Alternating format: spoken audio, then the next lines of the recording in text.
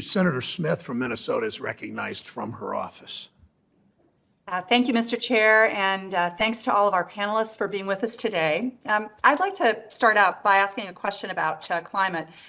So climate change can cause severe economic disruptions and risks to our economy. We see this in Minnesota and the impacts on agriculture and tourism and forestry, and Lord knows we've seen it in Florida, in places like Florida over this last fall. And our financial system is not immune from this risk and disruption.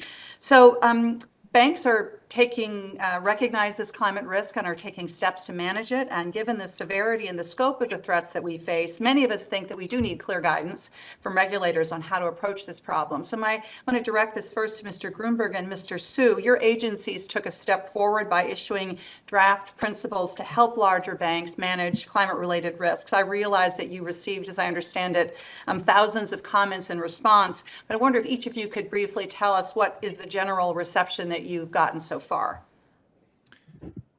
I think, Senator, if I may, I think the industry is receptive to guidance from the agencies in regard to managing the financial risks of climate change. I think the actions taken by the OCC and the FDIC were really an initial effort on our part to lay out a basic framework to incorporate the financial risks of climate change into the risk management framework that our institutions are familiar with.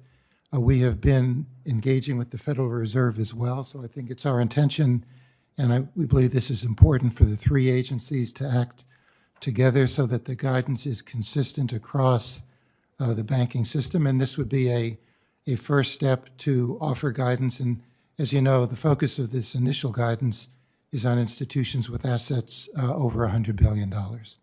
Right. Thank you. Mr. Hsu, could you respond as well and maybe let us know a bit about when you anticipate sort of next steps?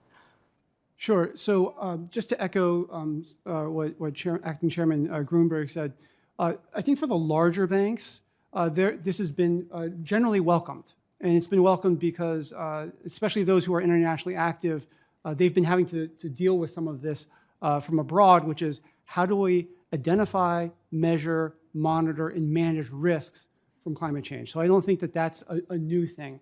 I think for smaller banks, there's been a bit more of a different, of kind of variation in responses. And this is something that I've been focused on, is trying to engage with community banks as to what the issues are and listening, making sure that we understand where they're coming from, what their concerns are with all of this. One pitch I try to make is not only are there risks to manage, there are opportunities.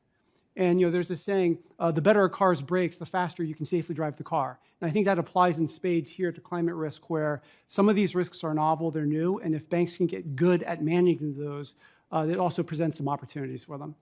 In terms of your timing question, just to echo something that Marty said, we're working together, and we're trying to prioritize making sure that the three agencies work together on that, and that's taking a little bit of time, but I'm pretty sure we'll get there in the not-too-distant future.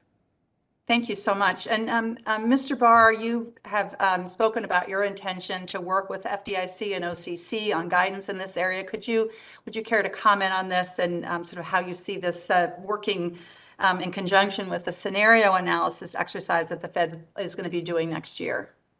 Thank you, Senator. Yes, we intend to join with the FDIC and the OCC in issuing climate guidance with respect to firms that are over $100 billion in assets, the largest firms in the country. I think it will be helpful for them to have that guidance. So we expect to join the other agencies in doing that. And then, as you noted, we are also engaged with a pilot of climate scenario analysis that we're conducting with 6 of the globally systemically important banks.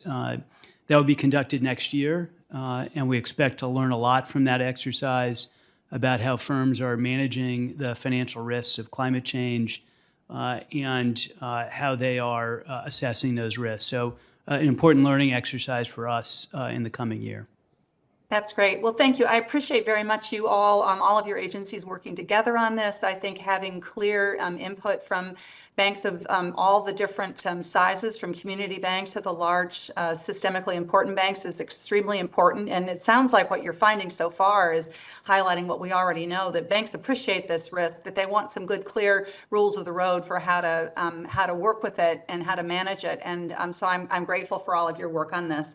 Mr. Chair, I have another question on bank consolidation, but I'll pursue that with a question for the record. Thank you. Thanks, Senator Smith.